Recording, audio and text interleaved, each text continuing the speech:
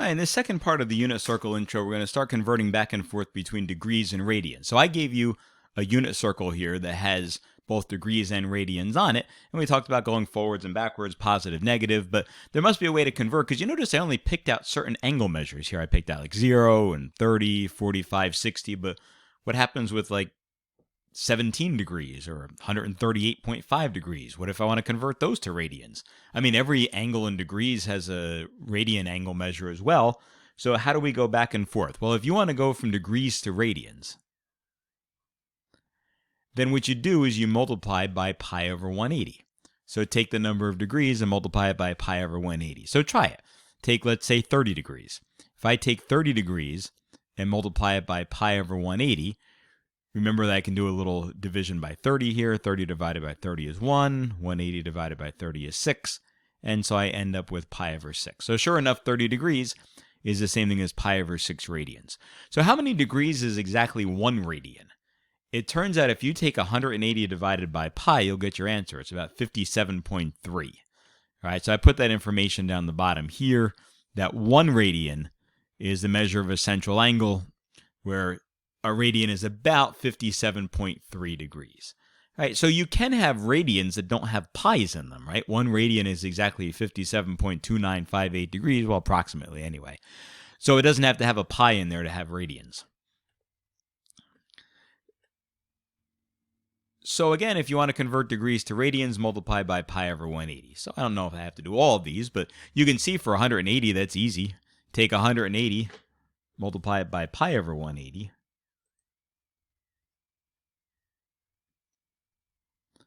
And we just get pi, which is exactly what we had when we worked on the unit circle before. What if we had negative 60 degrees? Well, take negative 60, multiply it by pi over 180.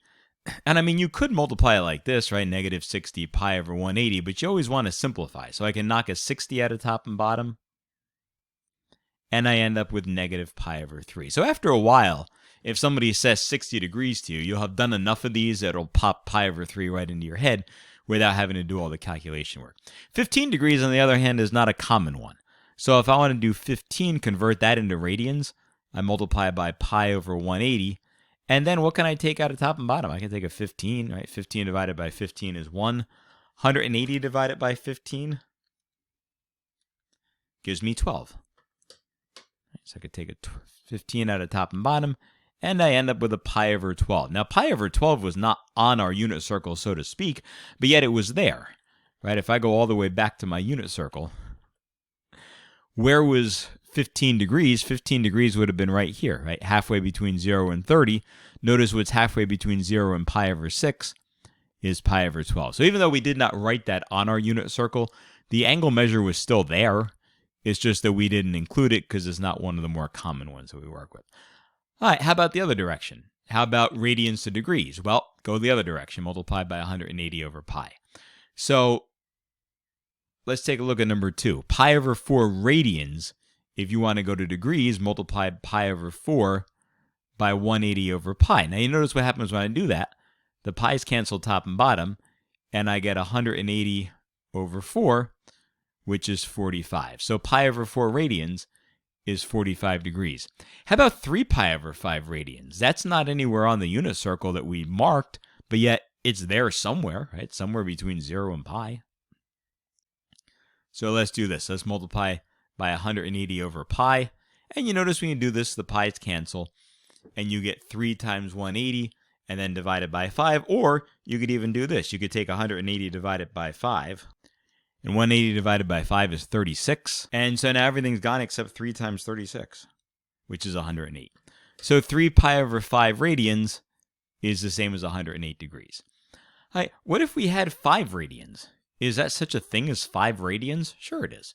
Right? We could do the unit circle with radians not in terms of pi. We could do them as decimals. And we'd have 1.57 up at the top. We'd have 3.14 at the 180 mark.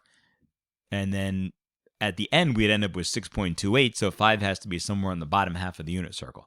So if I take 5 radians times 180 over pi, 5 times 180 is 900. So I get 900 over pi degrees. Well, maybe it's more convenient if I took 900 and divided by pi. If you're using a basic calculator, just use 3.14 as pi. And I come up with 286.62 degrees. So 5 radians is that many degrees. Where is that? That's actually in the fourth quadrant, right? Because 270 is at the bottom of the unit circle. So a little bit more than 270, 286.62, that's the same thing as 5 radians. All right, the other thing we can talk about is revolutions. Revolutions meaning going around the circle, not the American Revolution or French Revolution. That was a little more frightening. 2 pi radians is 1 revolution around the circle. So where's 3 pi over 4 on the unit circle? 3 pi over 4 on the unit circle is halfway through the second quadrant. Right? So there's 3 pi over 4 on the unit circle, right? Because there's pi over 2. There's pi, what's halfway between essentially 2 pi over 4 and 4 pi over 4 is 3 pi over 4.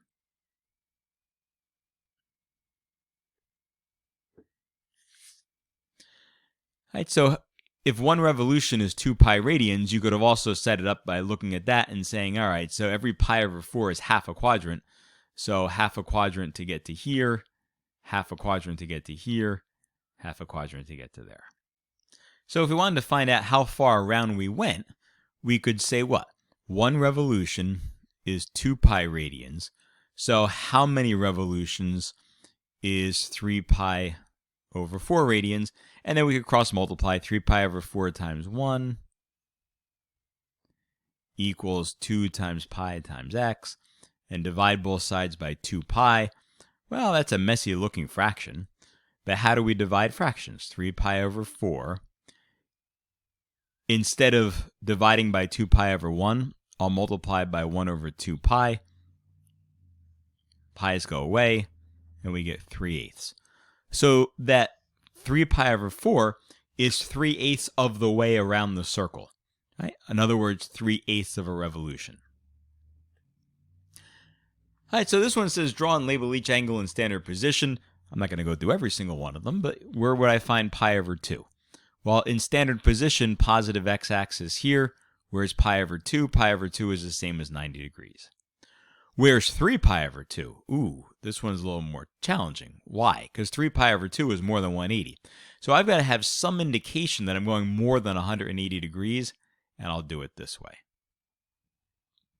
All right, so you notice I put the positive x-axis on the top, and then I indicated that I'm going all the way around until that angle's in the bottom.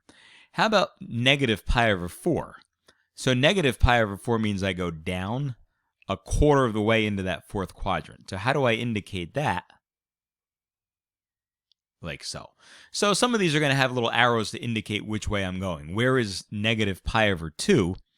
Well, it's going to look suspiciously like 3 pi over 2, except instead of going counterclockwise, I'm going to go clockwise. So I'm going to go like this.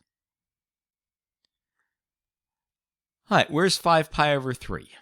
It's 5/3 of the way,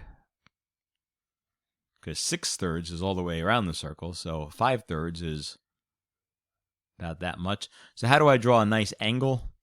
Well, maybe like this. And then some indication that I'm not going the short way around, I'm going the long way around. All right, the last one. Where is negative 4 pi over 3? Well, let's think about taking a walk around the unit circle from here, but backwards. This would be 3 pi over 3. So another pi over 3 lands me in there. So where's the actual angle? The actual angle looks like this, except I'm going to go walking around that way. Right? So there's negative 4 pi over 3.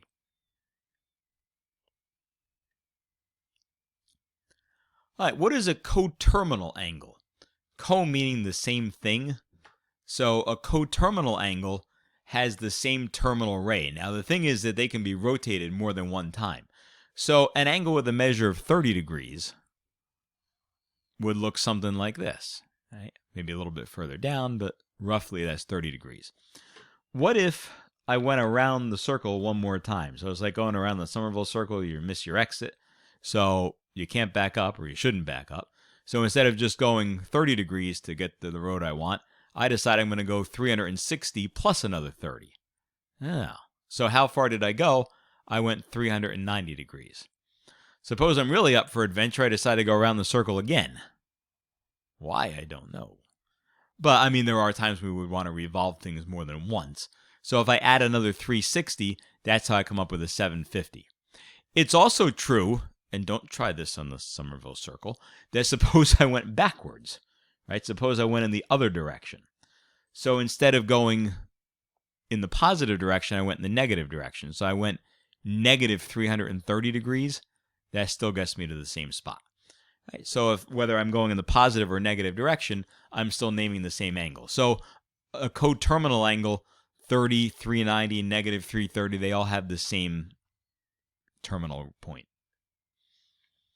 All right, so this says find a positive angle less than 360 that's coterminal with each of the following. So a 750 degree angle means what? It means I'm going around the unit circle once, right? So that's 360 degrees. So I'm going to subtract 360 degrees. And I get 390. But the direction said less than 360. So this is not less than 360, so I got to subtract 360 again. And I get 30. So 30 degrees is a coterminal angle with 750. How about 450? 450, or negative 450, means I've gone around the unit circle this way. So I've gone 360 around plus some more. So this time I'm going to add 360. And I end up with what? Negative 190. Is negative 190 less than 360? Yeah, it is, but the question said to find a positive angle less than 360. So where is negative 190 degrees? Well, here's negative 180. Negative 180 plus 10 more is 190. So what if instead I came from the other direction? I came from the positive x-axis and I went this way. How many degrees? Well, a semicircle except for 10 is 170. Could I have gotten the same thing by taking a negative 190 and adding another 360? Yes. I would have gotten a positive 170, and I would have been finished. All right, and you could do the same thing for the other ones, right? For the last one, you would add 360 a couple of times. The other ones, you would subtract 360. The bottom set of directions say find a positive angle less than 2 pi coterminal with each of the following. So where is 14 pi over 3? Well, I've got to spin around the unit circle a couple of times, right? I recognize that 12 pi over 3 is the same thing as 4 pi. So how do I get to 14 pi over 3? Add 2 pi over 3 more. So 12 pi over 3 plus 2 pi over 3 gives me 14 pi over 3. So 4 pi means I go around the unit circle twice, right? 2 pi plus another 2 pi plus 2 pi over 3. All right, where's negative 7 pi over 3? Well, if I spin around the unit circle backwards, that's 6 pi over 3, right? So I can take negative 7 pi over 3. I can add 2 pi, but isn't 6 pi over 3 the same thing as 2 pi? So that gives me what? That gives me negative pi over 3. Well, that's a little bit helpful. Negative pi over 3 is down here, but the question said to find me a positive angle. So here, this is a quick way to do it. Just add another 6 pi over 3. And I'll end up with 5 pi over 3. So a positive angle less than 2 pi coterminal with negative 7 pi over 3. Here, I'll squeeze it in the bottom. 5 pi over 3. All right, some of these, after you get good at the unit circle, might just come off the top of your head. So like a negative pi over 4. Where's negative pi over 4? Is down here halfway through the fourth quadrant. That's negative pi over 4. Well, spin around the other direction. Isn't this the same thing as 7 pi over 4? Right? Because 8 pi over 4 would be 2 pi. So you want a quarter less than 8 pi over 4, so you want 7 pi over 4. So that's the answer to that one over there. All right, the last thing we need to do then is take a look at length of an arc. So length of an arc is, you could think of it as the crust around the pizza. You can think of it as walking around a circular room or a garden or something like that, and you want to find out how far you walk. So find the length of the arc of a circle with a radius of 8 inches, central angle of 60 degrees.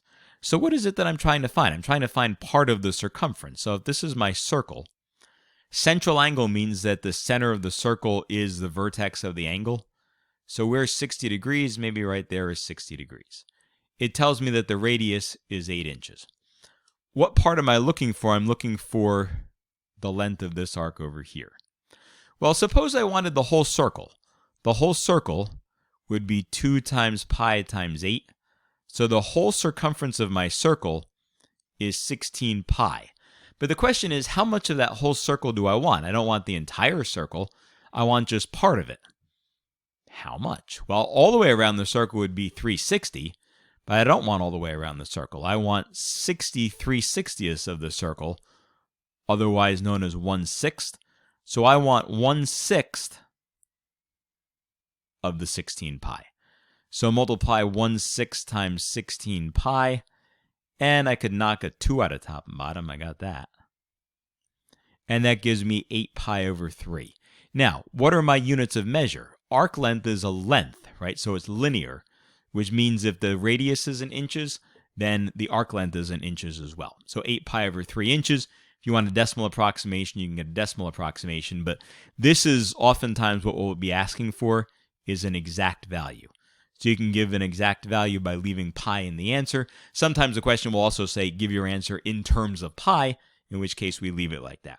The only time we would get an approximation is if we wanted to round it to like the nearest inch or something like that, in which case we grab a calculator and we type in 8 times either the pi button or 3.14, and then divide it by 3, and I get 8.38 if I round to the nearest hundredth. All right, this one down the bottom says find the length of the arc of a circle with a radius of 8 inches and a central angle of pi over 3. Well, pi over 3 is how much of the whole circle? Well, it's pi over 3 out of 2 pi. So pi over 3, what do we say? Invert and multiply, so it gives me 1 over 2 pi.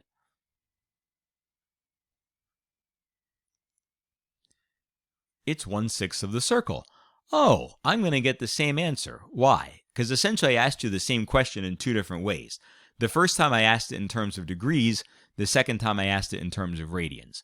So it's the same circle, it's the same length of the radius, it's the same amount of the circle. I just did one in terms of radians and one in terms of degrees. If it's in terms of radians, it turns out that there's a real nice way to come up with the formula. And that is, there's an arc length formula that I can use that says that the length of the arc is the radius times the angle measure. Now, in as big and bold and bright flashing lights as I can put this, it only works if the angle measure is in radians. If it's in degrees, it's not going to give you an answer that makes sense. So, first question says, find the length of the arc of a circle with a radius of 5 and an angle measure of pi over 4. Oh, all right. Well, I'm assuming that's pi over 4 radians. So the arc length is the radius times the angle measure, which gives me 5 pi over 4. That's the length of the arc. Okay? If the radius was in inches, then the arc length is in inches as well. And the last thing over here asked me to go backwards. It says find the radius if the length of an arc is 5 pi over 8 and its central angle is 45 degrees. So the first thing I have to do for this one is go, 45 degrees is not in radians, but pi over 4 is in radians. Okay, now I can use my formula. So if S equals r theta, the central angle is pi over 4. The length of the arc we said was 5 pi over 8. What we don't know is we don't know the radius. So here, rather than try to divide, why don't I multiply by the reciprocal right now? Why don't I multiply both sides here by 4 over pi? And notice what happens on the right side is everything goes away except the r.